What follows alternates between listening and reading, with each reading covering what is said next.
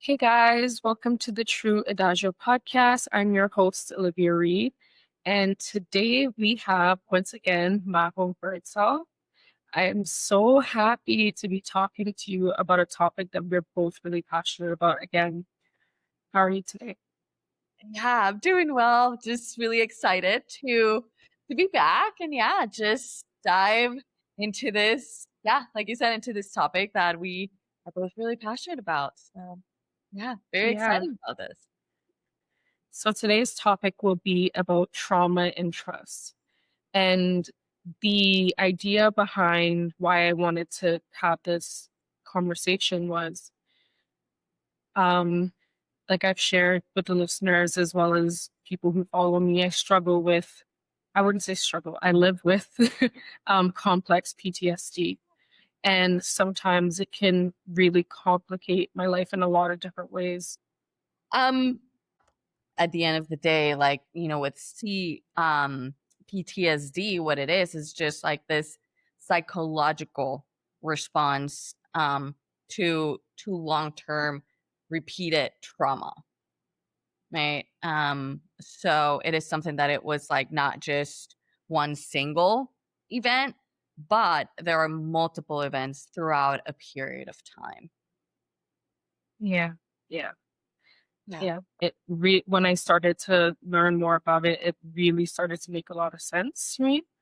The things I was feeling, the things I was thinking, my perspective on life as a whole. Um, and that really ties into trust, a big thing for me having complex PTSD and working through that. Uh, I find that it's very, very hard for me to trust people. I don't feel safe in many environments. I walk into a room and I take time to assess how everything is so that I can feel comfortable. But mostly I don't like to leave my home. Just, yeah. So it's a lot for sure. So I definitely wanted to have this conversation with you, um, because this topic is so deep and it can go in so many different ways. And our last conversation was so rich and so deep. So I knew that this one would be very special as well. Yeah. No, absolutely. And and there's a reason as to why trust is really, really hard when you have experience, like your nervous system has experienced overwhelming events, impactful events, right? Over a period of time. Right. So it's not so much about um even just like, okay, how can I trust again? Right. But it's Mhm. more so where do we begin with safety? A lot of times we jump straight into I need to trust. I need to, like this is the truth. I need to trust this. However, if your nervous system is not feeling safe, that actually becomes even harder, right? Because now there's two competing kind of like realities. I'm not feeling safe on the inside, and now I'm having to trust, right? It's just kind of like this internal conflict with what I'm feeling, what my nervous system is communicating, right? And what's actually in front of me. So yeah, I'm excited about having this conversation. I think it's very needed, especially in like just like the faith community. Absolutely. Absolutely. It's sometimes within the faith community, we view struggles with mental health, especially things in relation to trauma, in a way where they kind of sweep it under the rug, or it's almost like your pain is put on a pedestal and you're not really doing anything about it. Everything is about, oh, yeah, Satan did this, and this is why I'm acting the way that I'm acting. And yes, I went through this thing, and yeah, you understand what I mean. Yeah, absolutely. And and there is a spiritual aspect, Of right? course. However, not everything is, well, this is an attack. Because I hear that very often where it is like, okay, I'm experiencing anxiety. It must be an attack. And oftentimes we jump into this conclusion. I'm like, well, it's not all or nothing, right? Absolutely. And it might be like I was saying, your body and your nervous system still needing to believe I am safe now, right? Before we can jump into connection, before we can actually feel safe, feel at peace in the church community. So yeah, I feel like I've heard that a few times. Just that this is an attack, right? Jumping straight into it. Yeah. A part of my process of deconstructing to reconstruct was me finding the difference between spiritual warfare and my mental health problems. You know, we're not really taught in the church how to manage yourself well. Um, and I find sometimes we think that we can just put a Jesus band-aid on everything, which Jesus is phenomenal. um, he can do anything. And yeah, I just find that we just slap this very superficial Jesus band-aid on and don't deal with the actual issue that's at hand. Yeah, absolutely. We are one of the things that I love to just kind of whenever I'm working with clients that are also followers of Jesus is to explain we are mind, soul, and spirit, right? And within the soul, we have the body, we have emotions, we have experiences. Mhm. So when there have been experiences that have overwhelmed the nervous system, the kind of like those events, right? Trauma teaches the brain that the world isn't safe. Yeah, So that's why I always like to say it's not that you don't, that we're not believing in Jesus. It's not that we don't believe that he can heal. However, we are mind, soul, and spirit. Right? yeah, And what we are experiencing in our bodies and our nervous system, that's telling a story. And to just put that band-aid, it actually like creates not like more, it could create, right? More chaos or confusion on the inside. And that could lead to shame. I feel like I see that happening very often. yeah. No, definitely, definitely. And you can often see the decline in people when they make the decision to dissociate from their actual issues. Um, you can just, as much as you try to show up for them, as much as you try to help them, you can't do for them what they need to do for themselves, you know? So that's always a difficult thing. Absolutely. Yeah. So I wanted to have a get an understanding of trauma trust. Mhm. Um, can you explain how trauma affects our body and brain's ability to feel safe and trust others? Yeah, absolutely.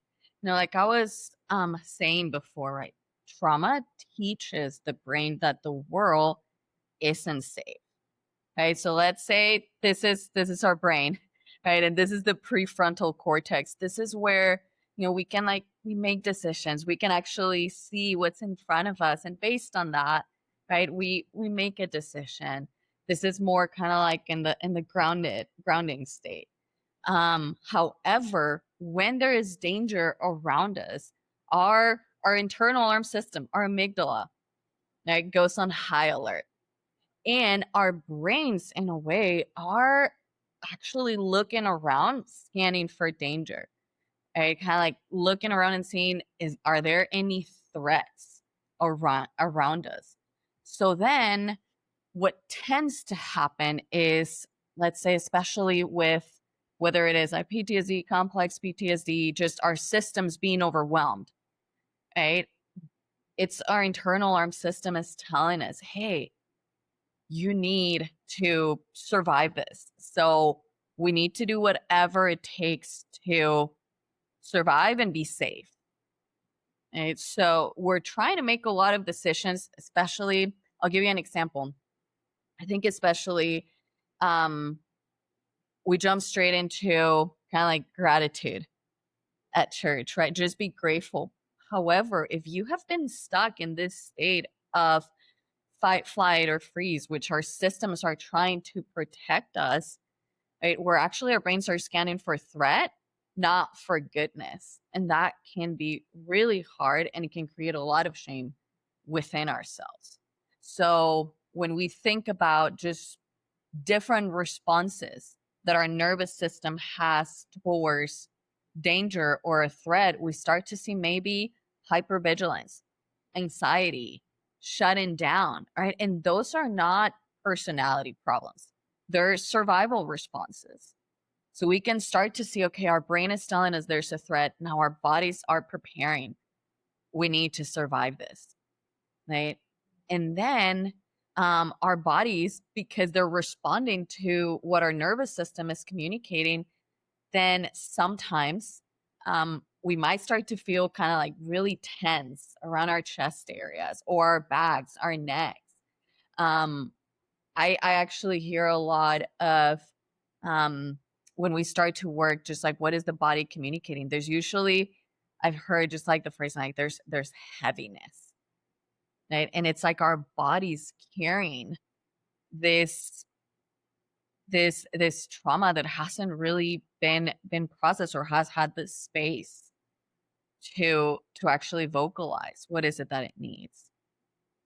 So with all of Yeah. that, right? And now we're talking about trust, right? Our brains, our nervous systems are not like I said, it's the goodness, right? Or like the trusting part, that's not a priority. The priority is like, how do we survive this moment? So Yeah. that's the part that it's like, okay, we're wanting to trust, but our brains and our bodies are actually stuck in this survival state. Trust is not a priority. Trust kind of like takes the back seat. So it's not Mhm. about building trust. It's actually how can we regain safety? I think like that's the Wow. most important part. Yeah. No, that's a real, I've never really thought about it like that. Just speaking for myself, going, like I said before, kind of going anywhere is overwhelming for me. Yeah. It doesn't mean that I'll completely be a recluse and just like stay home and I'm afraid to go outside. It's more like the dynamics of being in an environment where there's a lot of people. And for a while, I really thought that I needed to be more open and more trusting towards people. Hearing you talk about it like that, it's like, okay, I actually just need to get to this place of safety Yeah. within myself. Yeah. I was actually, I think it was a couple of days ago. It might have been yesterday. And I don't know if you know him. His name is Dr. Frank Anderson. I Do you know him or no? No, no. Okay. He is just he's really wise, and he, when it comes to trauma, and especially like complex trauma, and like he does a lot of internal family systems, like he's really good at it. Like he's someone that I really just respect what he has to say. And in this post, he was talking about gratitude, but I think we can also actually use that with trust, right? That a lot of times he was saying that gratitude and let's say like trust isn't hard because you're ungrateful or because you don't want to be in connection with others, right? Because it's the reason is the nervous system is in survival mode. Okay, so it's working overtime to scan for danger. That's where kind of like that hypervigilance and even anxiety, right? I can do something about it. So I'm actually going to be very aware and scan my surroundings, right? So it's not looking, let's say, trust, gratitude. That's more so kind of like goodness, something that is really nourishing. The brain is not necessarily scanning for goodness. It is scanning for danger. So again, I think one of the things that I see in like church settings is like we can sometimes unintentionally bypass pain with be thankful or just trust, choose Hmm. joy, right? But if someone is grieving or there is still a lot of their story that hasn't really been processed, or there's been a lot of hurt and pain, that pressure to feel grateful or that pressure to just trust, right? Or choose joy, it can actually create shame. Right? Yeah, If I can't feel absolutely. grateful, if I can't trust, does that mean that my faith is weak? So I think it's one of those things that it is important to know that the way that God created our nervous system, the way that God created our bodies, actually such a beautiful way, such a natural way to help us survive. It is not this state of rebellion. I don't want to trust. But it's actually like, no, these responses, they protect us. Right. So I think that's something that I do like to just kind of like emphasize. Right? Like, I'm pretty sure God knew what he was doing when he created us, right? In our nervous systems, in our brains. So if he created that and we have these natural responses to danger, that tells me that those responses are protecting us. That's not rebellion. Wow. Wow. I'm just thinking about the deconstruction phase and the big for myself, and the biggest thing that I felt like I had to deconstruct was that separation between like trust and my trauma and then God. I just felt like I could not trust God for the things that was happening in my life. And when I would try to express that to people, it was this idea of you need to suck it up and you need to keep Yeah. moving forward. And when I was going through that process of deconstruction, the thing that I was thinking or wrestling with the most is why do I have to pretend? Mm. I just want to be. And right now, the version of me that I am is the person that I do not have it together. I can't trust anyone. I can't trust God. I'm just not there. Mhm. And I would pray to God and say, God, I can't imagine my life without you. Like, there's no life for me outside of this, but I don't have the faith to believe. And I would say to him, I would ask him, just hold on to me, even if it's by a hair, just hold on to me. Don't let me go. Because right now I don't have the faith to hold on. Mm. That's such a beautiful prayer. I feel like it reminds me too, that passage that says, the father, right, that they're pretty sure is like their son. The sign is like, help my unbelief, right? Yeah, And like scripture gives us permission not only to lament, but to actually start with honesty. yeah, Like God prefers our truth over our performance, and like lamentation, like lamenting, like that is worship. That is saying like, God, I still believe you're listening. This is just really hard. yeah, yeah. Yeah. Well, that's a beautiful thing. The prayer that I would pray to God made the thing that would always stick in my head is that even when I am faithless, God is going to be faithful. Yeah. What? He's gonna keep showing up for me. The little bit of prayer that I have, the little bit of faith that I have, I'm like, okay, God, just hold on to me. And Mm, he's gonna honor that. yeah. Yeah. Yeah.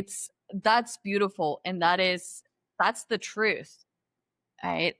And there is something that I feel like I've talked about this. I have one of my best friends. She loves talking about mental health and faith. So we've talked about this where all of that is true, right? And because of trauma, for some people, fully absorbing that truth can also be hard, right? Yeah. Because there are these barriers actually that throughout time we start to develop to protect ourselves from experiencing pain, rejection, shame. Okay? Like we start to build these barriers. So anytime, let's say something like this, I would say like it's nourishment, right? It's something that is it's good for us. It's loving, right? To know, wow, we have a faithful God that's going to be there for us no matter what.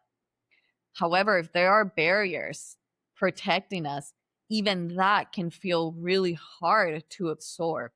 It's kind of like, let's say, if you're eating dinner and you have steak and mashed potatoes. It's like you're trying to eat steak when in reality, the only capacity that you have at the moment is to eat mashed potatoes. It doesn't mean that the steak is not there, right? But the mashed potatoes are easier to swallow. So a lot of times, if I notice some type of maybe hesitation or, okay, I know that's true, but I'm having a hard time like believing that and receiving, then we start with, hey, what is like a 1% of that truth that you can actually absorb and hold on to that?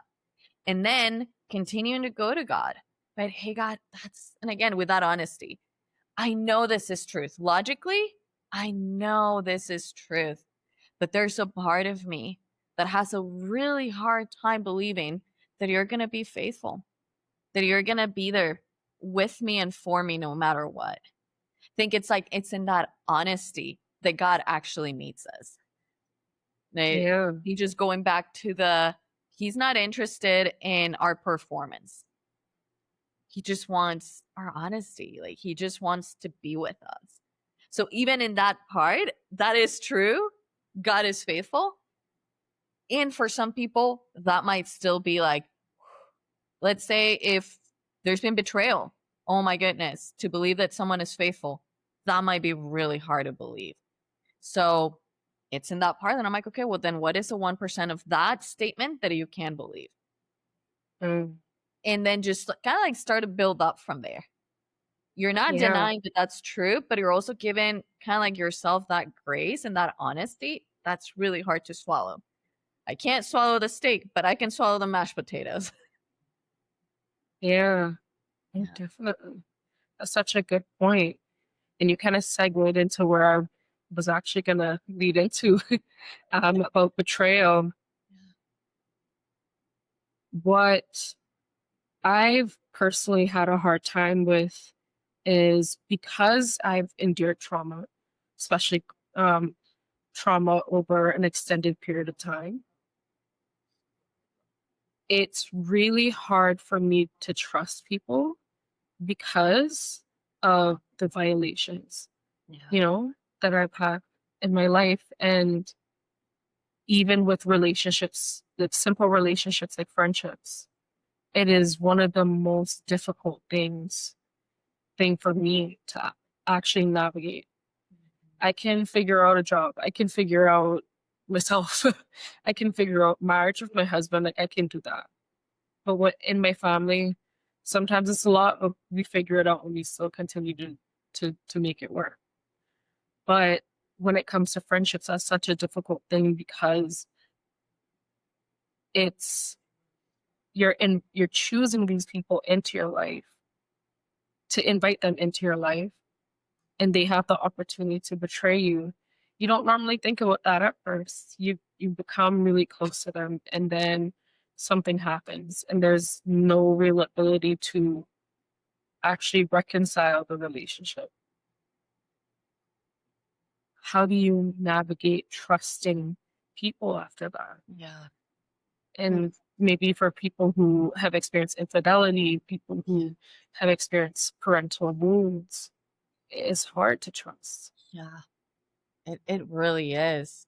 And let's say, I mean, specifically when it comes to, I'll start because I feel like there's a couple different areas here, but when it comes to like betrayal, like infidelity, one of the sadly, one of the biggest mistakes that I see happening very often in church settings is reconciliation, right? We need to go, and sometimes they suggest couples therapy or couples counseling, meeting with the pastor, and how to reconciliate and how to forgive. And it's really hard to actually work towards that if there is no safety. So I think we go Yeah. back to that place of like, no, no, no. The priority is safety. Right? If the Wow. person who experienced the betrayal is put in this position of like, well, you need to forgive, right? Because they repented and their nervous system is not feeling safe, and we're actually causing more damage to that person by forcing them to go against what their nervous system is communicating, Yeah. right? So safety is the priority. Let's say even with friendships, it is something that I find it's one of those things that I'm like, okay, it is in relationships that we got hurt, right? That we got wounded. However, we can't really recover what was wounded in relationship without relationship. To quote again Frank Anderson, he has this amazing quote. It says, "Trauma blocks love, but love heals trauma." And I Oh, think that's that's beautiful. so powerful because it's an intimacy that those parts actually experience safety in a healthy, safe relationship.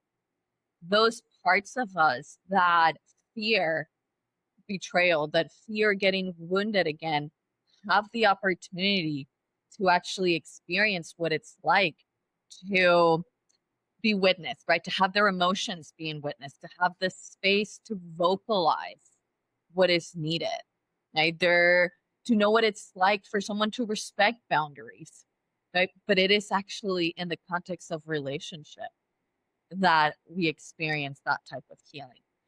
The thing is, like, it's not with everyone. So this is the part that, again, a lot of times, maybe for some of us, we try to jump straight, like right into kind of like being really vulnerable with everyone, let's say in like a small group setting. And it's just like, well, it might be that there is one safe person in that group. Can I start to be vulnerable with this one person and let it be more so this consistency instead of like the quantity? And maybe it's this Yeah.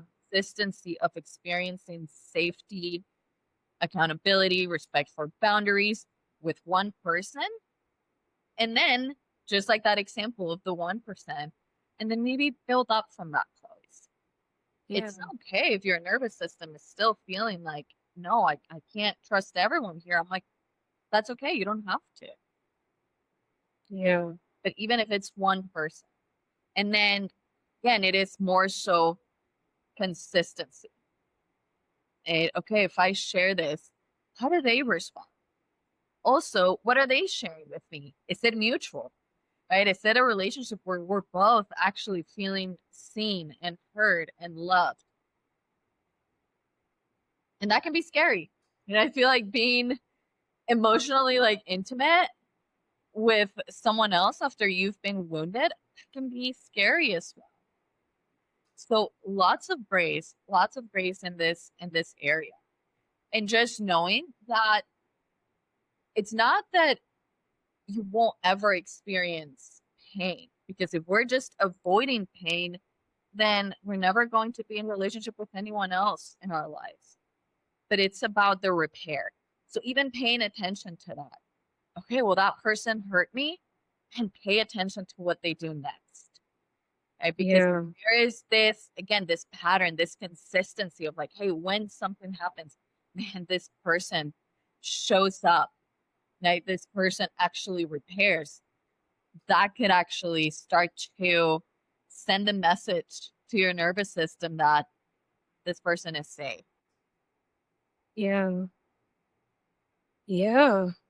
That's definitely, I never really thought about it like that. Yeah.